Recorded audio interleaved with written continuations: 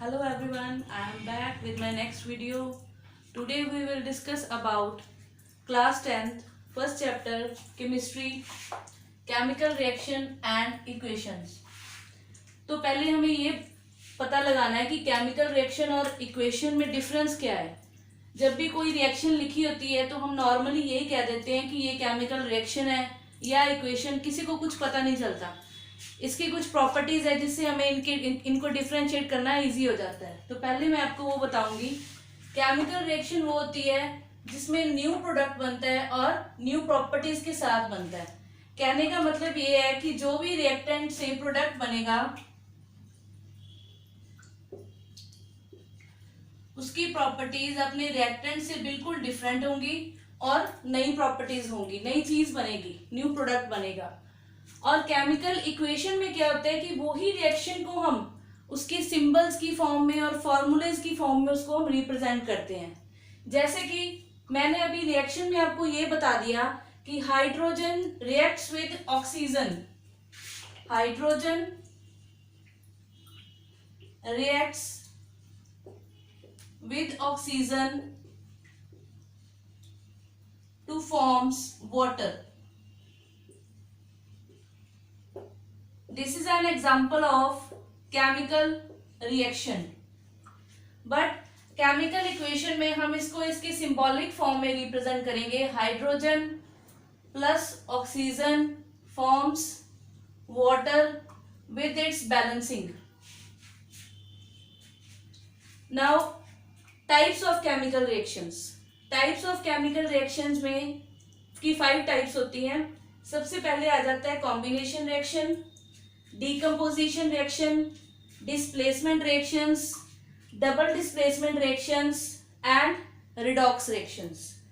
सबसे पहले combination reaction, जैसे कि इसके नाम से पता चल रहा है कि कंबाइन करना।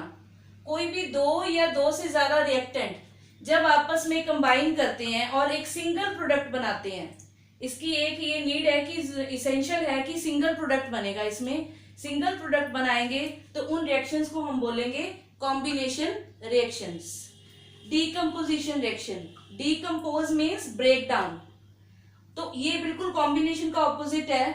इसमें क्या होता है कि एक सिंगल रिएक्टेंट जो है वो करके ब्रेक करके दो या दो से ज्यादा प्रोडक्ट्स बन जाते हैं। Reverse of combination reaction. Third one is displacement reaction. Displacement reaction में क्या होता है कि कोई भी एक रिएक्टेंट, लाइक एग्जांपल है डिस्प्लेसमेंट रिएक्शन की, zinc plus copper sulphate forms zinc sulphate plus copper.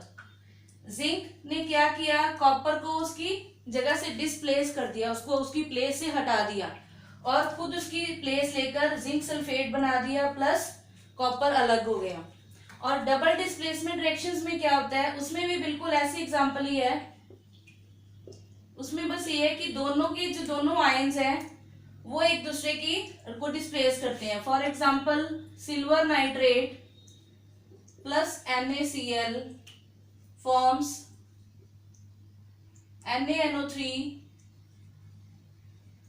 Plus silver chloride AgCl। तो इसमें हमें साफ दिखाई दे रहा है कि सिल्वर और सोडियम ने एक दूसरे को डिस्प्लेस कर दिया और सिल्वर क्लोराइड और सोडियम नाइट्रेट बन गया। And last reactions are redox reaction. Redox reaction दो चीजों के कॉम्बिनेशन से बनी हुई है, रिडक्शन एंड ऑक्सीडेशन। इन रिएक्शंस में हम, रिडॉक्स रिएक्शन में हम इन दोनों रिएक्शंस को डिस्कस करेंगे। आज का हमारा वीडियो स्पेशल मैंने इसलिए बनाया था कि केमिकल रिएक्शन और इक्वेशन में डिफरेंस हो जाए, क्योंकि देखो रिएक्शन तो हमें पता चल जाती है। जैसे कि फॉर एग्जांपल हमें किसी ने बोल दिया कि चाय बना लो।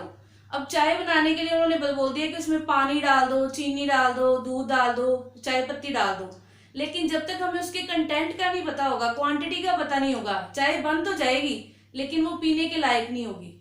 उसी तरह अगर हमें केमिकल रिएक्शन में जो चीजें रिएक्ट कर रही हैं उनकी पूरी क्वांटिटी, उनका वॉल्यूम, उनका नंबर ऑफ मोल्स पता नहीं होगा तो वो रिएक्शन पॉसिबल नहीं होगी। Thank you.